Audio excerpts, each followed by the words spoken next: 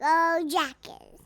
What is going on, everyone, and welcome to WreckTalk. And we're finally down to the position group I've most looked forward to breaking down. I would consider myself a quarterback guy, played quarterback, and we've got a lot to talk about with this competition. Now, with that being said, I had someone reach out to me about membership. I guess on your phone, it doesn't show a join button. There's now a link in the description of the video. If you want to become a member, you can click that link. That's going to give you some members-only content, including videos, emojis for the live chat, and now I've even set up membership like time denomination. So if you've been a member for 1, 2, 3 months, you get a different icon next to your name, so everyone knows you're a supporter of the channel. So definitely check that out. If you want to support the channel in other ways, there's a PayPal link and a CashApp link in the description, and it doesn't cost anything to subscribe or like the video. So let's get into it.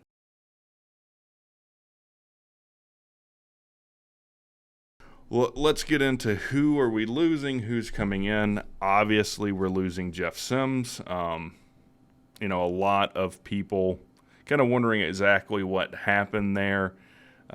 Jeff Sims gets hurt during the Virginia game last year. He was nursing an injury from the Duke game.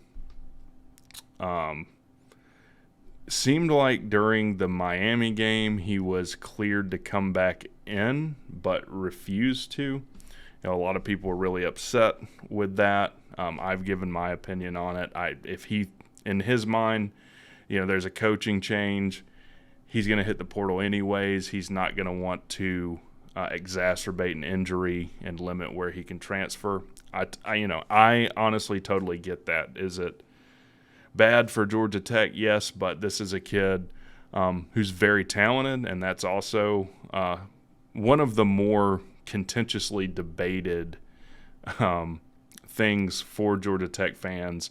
And it seems like most Georgia Tech fans seem to think he's hot garbage. I don't subscribe to that. I don't think he was coached well at all. Between Dave Patnode, Jeff Collins, Chip Long, I don't think we put him in a position to be successful. And what we're going to see is there are really a lot of similarities between Jeff Sims and Haynes King as far as, I think, not being developed well at all. With Haynes King, that we're talking about Jimbo Fisher. So what did Jeff Sims do in his career at Georgia Tech? He threw for 4,464 yards, 7.1 yards an attempt, threw for 30 touchdowns, but also very high 23 interceptions with those 30 touchdowns. That came on 633 attempts. I don't have it written down here. He probably had right around a 50% completion percentage. It is a loss. The other thing is Jeff Sims also ran for 1,152 yards and 11 touchdowns. He was a threat with his legs.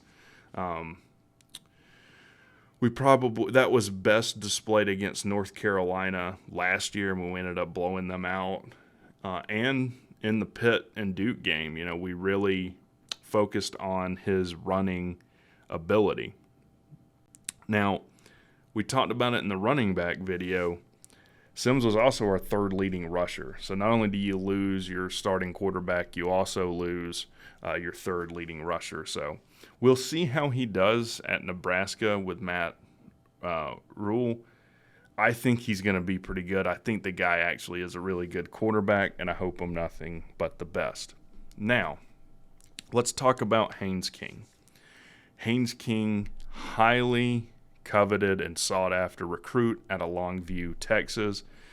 His father was the coach at his high school, and I was actually listening to some stuff. His father's actually from Louisiana, but wanted to get, into coaching. And he says, look, the only way you get to be a high school coach in Louisiana is if some high school coach dies. I mean, there isn't a lot of movement, and I don't want to wait on anyone to die. Let me go to Texas where there's a ton of high schools I can be a coach at. So ends up working out, becomes coach at Longview High School, develops his son, and his son was an absolute stud. Haynes King was an absolute stud in high school, leads Longview to their first, state championship at Longview in like 80 years. Threw, 7,000 plus yards, ton of like 80 touchdowns. He was a 4 borderline 5-star recruit. I think he was a number 5 dual threat quarterback in his class. And ton of expectations on him when he came into Texas A&M. He was kind of looked at as a guy who could be the next Johnny Manziel at Texas A&M, and it just didn't pan out for him. Now, I've said I don't think he was developed well.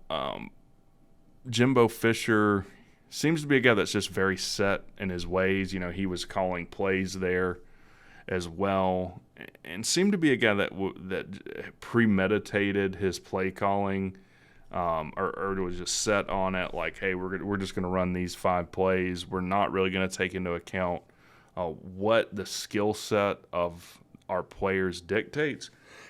Though they were very talented, they had the number 1 recruiting class in the country a few years ago. Famously, Nick Saban and Jimbo kind of got into it. But just never panned out. Very inconsistent. Haynes was at Texas A&M. Looked very good in games like Alabama last year. Struggled against like Sam Houston State. He threw for like 340 yards, 3 touchdowns, but also 2 interceptions, which he shouldn't be throwing interceptions against Sam Houston State. Which, fun fact, Jordan Yates was the quarterback at Sam Houston State. So, also a kid that's been had to fight through injury, fractured his leg last year. And let's just look at it. He played in 6 games last year, had 104 completions on 187 attempts, about 55%. Completion percentage, threw for 1,220 yards, 7 touchdowns, but again, 6 interceptions, nearly a 1-to-1 touchdown to interception ratio. Ran for another 83 yards and a touchdown. So, what happened with King at Texas A&M? One, there was a ton of pressure.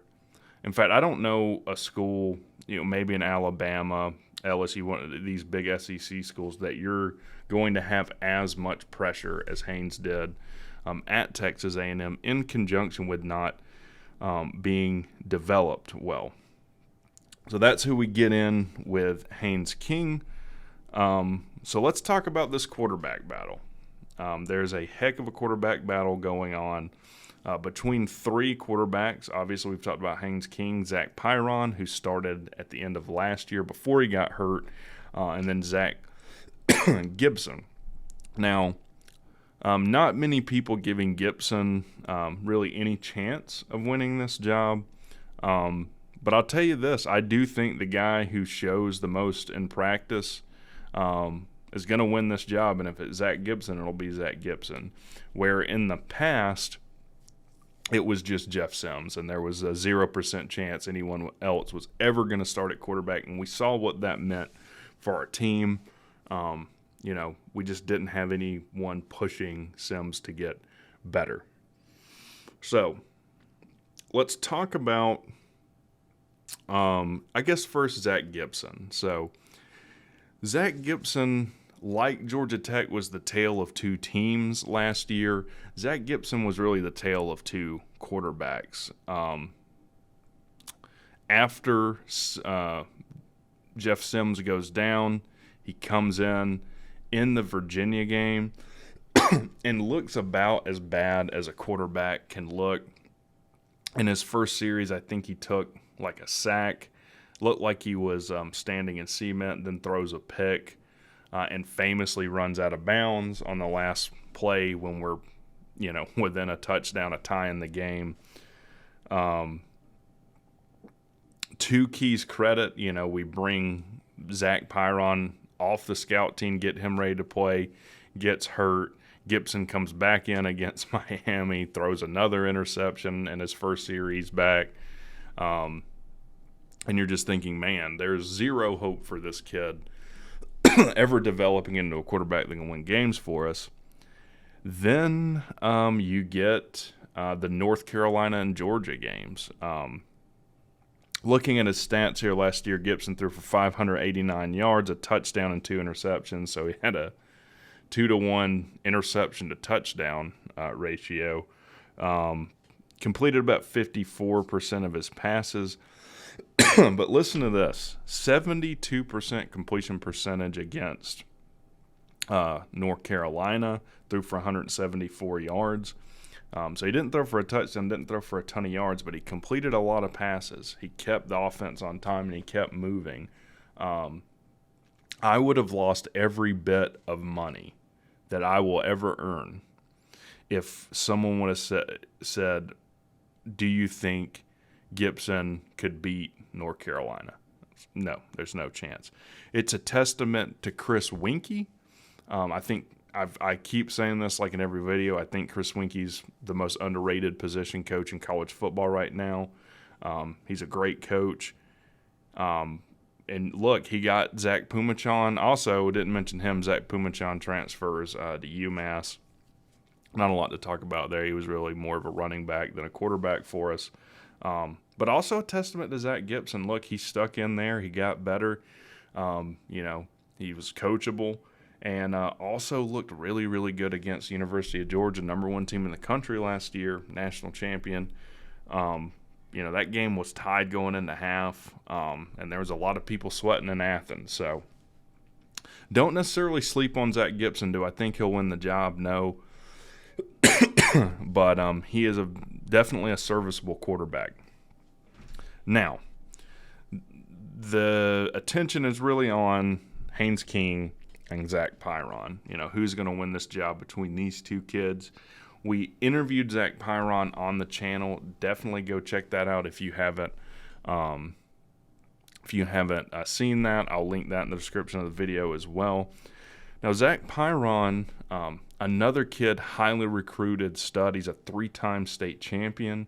He actually transferred high schools. He went from a triple option type of offense to a more conventional high school offense to kind of show he could be a pocket passing quarterback. 4-star, he was the number 18 quarterback in his class. Played in 3 games last year, so we talked about bringing him in off the scout team. And look, the kid looked very good, especially for a kid that's as young, true freshman like him. Just seemed to know where to go with the ball. Made very good decisions. Now, when we go over his stats, it's not going to sound like that, but stats don't necessarily tell the whole story.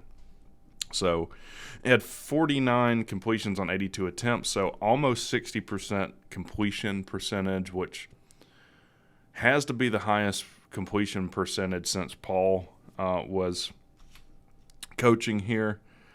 Threw for 565 yards, 6.9 yards an attempt, 3 touchdowns on 3 interceptions, and ran for another 127 yards and 2 touchdowns. Now, that 1-to-1 touchdown to interception ratio is, to me, what doesn't tell the whole story. One of those was a 50-50 ball, which I don't have a problem with. That just the defender ended up beating the wide receiver and coming up with the ball. Second one was an interception he threw while having a broken collarbone, which check out the interview that I've linked in the description. I talked with him about that specifically. And then one of them was just a bad interception against Virginia Tech. But the kid was very headsy. You could tell this kid just has confidence, ton of skill. He's 6'3", now 208 pounds. He looks a lot stronger than even when I interviewed him several months ago. And I do think it is Zach's job to lose. Now, when you're kind of comparing him with Haynes King and even thinking of Jeff Sims, when you're talking about quarterbacks that are mobile, Haynes King is reported to have 4.5 flat speed, which is incredible for the quarterback. He might be just as fast as Jeff Sims or just as athletic. Zach Pyron also very athletic. There's two types of quarterbacks when you're talking about this category. There's quarterbacks. Well, let me say it this way. There's running quarterbacks and there's quarterbacks that can run. And there's a massive difference between those two. Lamar Jackson is a running quarterback. Russell Wilson is a quarterback that can run. Now, they both can win you a lot of games. You know, Lamar Jackson, MVP in the league, right? My preference is to have a Russell Wilson quarterback that has the ability to run. The difference is a running quarterback is looking to run first. You know, really is my first read open or not? If not, I'm running with the football. Which really to me is what Jeff Sims was. I think that's kind of his identity. Time will tell at Nebraska how true that is. But when Jeff Sims did the best at Tech, which was after Key took over as interim, think of that Pitt game, is when we used him as a running quarterback and didn't force him to just sit in the pocket and make reads, which is what we kind of forced him to do most of his time at Tech. Also, North Carolina, he run for a ton of yards against North Carolina. Probably the best game of his career. Now, I don't think Haynes or Zach Pyron are running quarterbacks. I think they're both quarterbacks that can run. They're quarterbacks that are looking to throw first, go through their progressions, and as more of a last resort, if they're forced to or if nothing's open, they will take off with it and run the football. Now, who's going to win this quarterback battle? I've listened to the interviews. You know, all of these quarterbacks have given interviews. You can on the Georgia Tech YouTube channel, and I'm liking a lot of what I'm hearing. If you listen to Chris Winkie, you hear him over and over again talking about the quarterback has to be the toughest guy on the field, which is it's kind of counterintuitive to how most people think of the position. Generally, you think of quarterback wide receivers as kind of the Madonnas, the softer people on the field. But I do think you have to be very tough to play the quarterback position mentally and physically, obviously. Now, both quarterbacks coming off of fairly serious injuries. Haynes King with a leg fracture, Zach Pyron with a full collarbone break. Seemed to be 100% recovered from that. I think Haynes King has a slightly higher ceiling, but I'll say this: I think Zach Pyron is more likely to realize his potential. And look, I am just basing this off of what I have seen. I haven't been at practice. I don't know what these kids look like at practice. I'm just going off of last year and what I saw at the spring game. Now, excuse me. If you listen to Haynes King in his interview, he talks about being very welcomed. You know, he's kind of not used to this big city vibe. He's from a small town in Texas. But he said something that kind of caught my ear. He talked about hating to lose. He didn't talk about winning. He talked about hating to lose. And it makes me think of a scene in Moneyball where Billy Beane says, "I hate losing.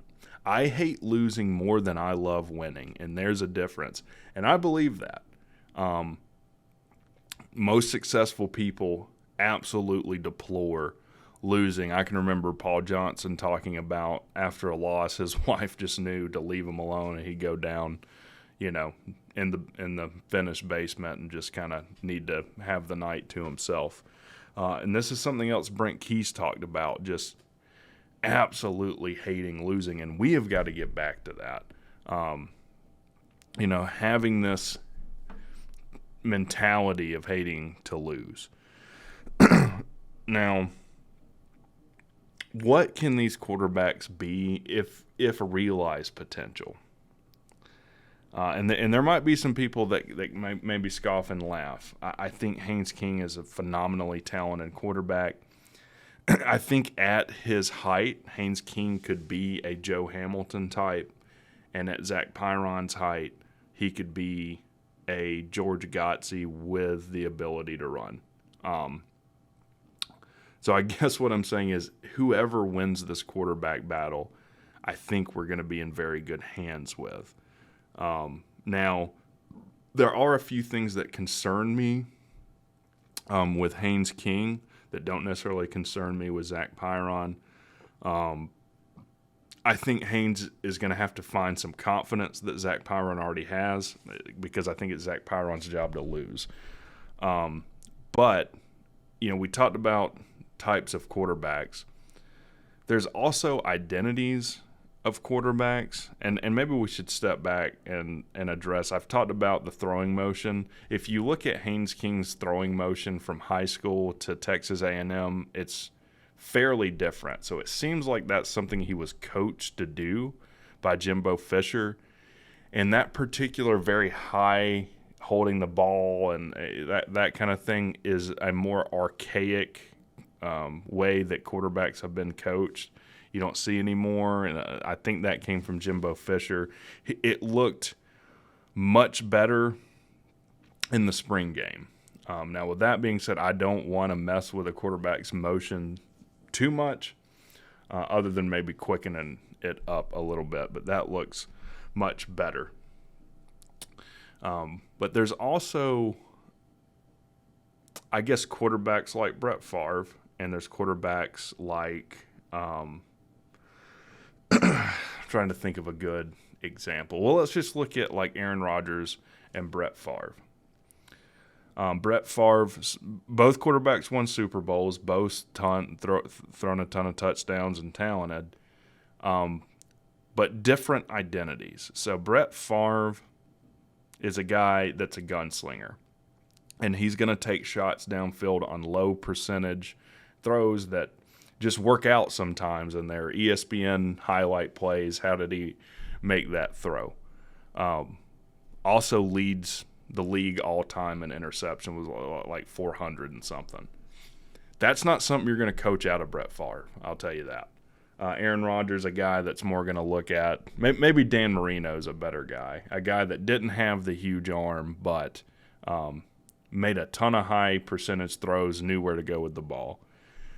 I guess what I'm saying is my fear is Haynes King the gunslinger mentality type that you're just not going to coach because he's so talented and he tries to make every play every time.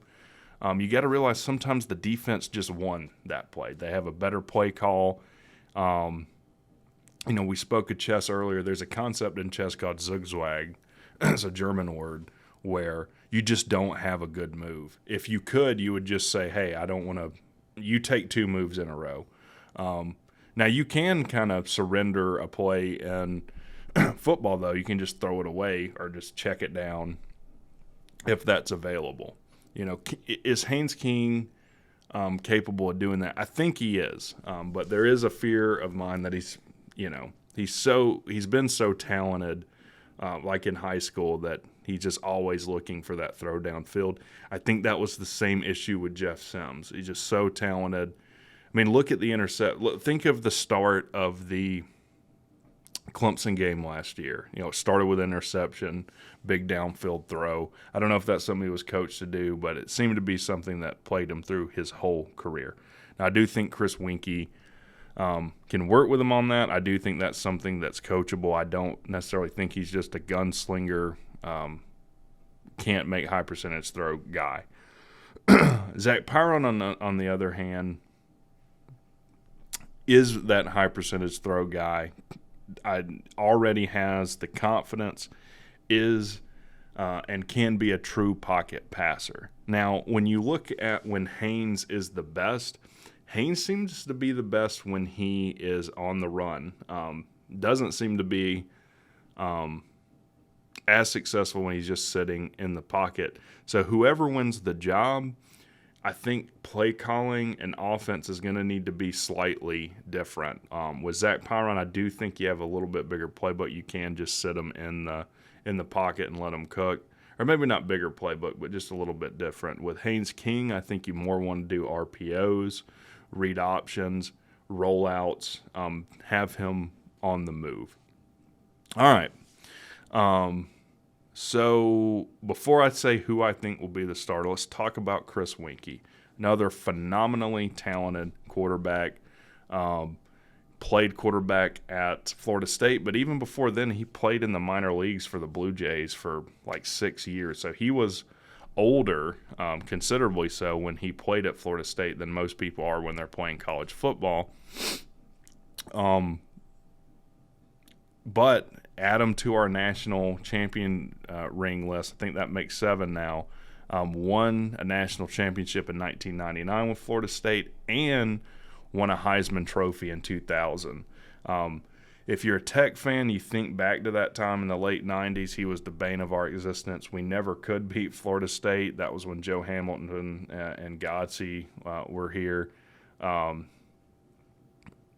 Really, really good quarterback, and has proven to be a really, really good head coach. C-Dog and I have both said the coach we're most worried about getting poached off if we have a good bit of success. So I think this is the guy we want coaching quarterbacks. Now, with that being said, who's going to win this quarterback job? If you just forced me to put my own money on it today, I would say Zach Pyron starts the first series of this game. Now, I don't think he's ahead by a ton or anything, but just based on what I've seen and, looking at these guys play, I think Zach Pyron will be the starting quarterback. But with that being said, I think we'll see both of these quarterbacks play, if not all three at some point during the season, because both these quarterbacks have the ability to run.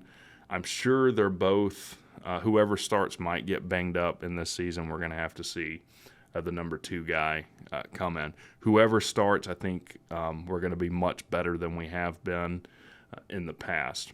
So, we always give a letter grade. What would I give it last year? We haven't had very good quarterback play and since Paul was here, and we haven't had good traditional quarterback play since Gailey was here. But if I had to give it a letter grade last year, it's tough to say because last year was such the tale of two teams. I'd give it a C with the introduction of Zach Pyron. And I was kind of teetering between C and C minus, but I'd definitely give it a C.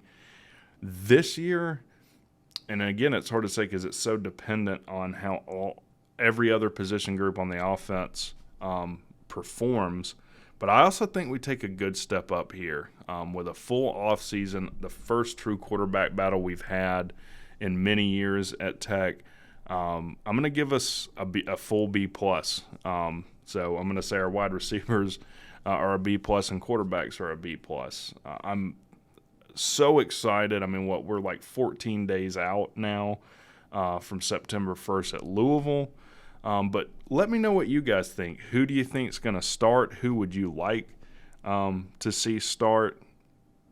How are we going to do this season at the quarterback position? Definitely let me know in the comment section below. If you're a member, I'll definitely be sure to respond to your comments first. And you guys have a good one. And I guess before we even get into it, quarterback is generally considered the hardest position to play. It's either that or cornerback on defense because you're playing in a back pedal most of the time. It's a difficult position. Why is quarterback such a difficult position to play? So it's really a game of chess. So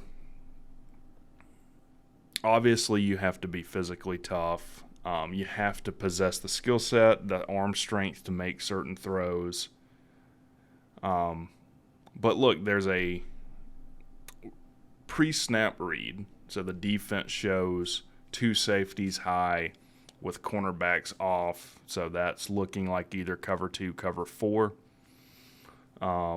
Maybe they have single safety high with corners pressed, meaning they're right up on the wide receiver.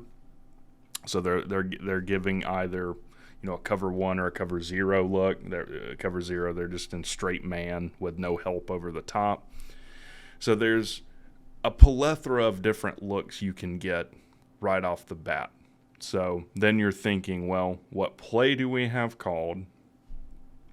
Do we need to audible? If it's a pass, knowing what routes you have called, and most likely you have an idea of where you want to go with the ball before the ball is snapped. Now, the defense is not just going to always show their hand pre-snap, so they might give a look like a cover 2 with safeties, or with corners 5 yards off the wide receiver, and then the ball is snapped. And now everything changes. Maybe they roll a safety down, so they're given a cover 1, and maybe they end up coming up and pressing wide receivers on the outside. So now what you thought was where you thought you were going to go with the ball, you don't end up going. You have 3 seconds to, at most, to decide where you're going to go with the ball now. It could be somewhere totally different. There's also feel. When they're in man, when do you throw the 50-50 ball? When do you take chances? All of these things. So it's an incredibly difficult position to play. And it's also dependent on your offensive line play. Does your running back pick up the block? Do your wide receivers make the catch? Do they run the right routes? Are you communicating right? Because we just talked about all of those reads that come with being a quarterback pre-snap, post-snap. Same thing with the offensive line. So if one of those 2 or 3 components isn't working, you have a negative play or a turnover. So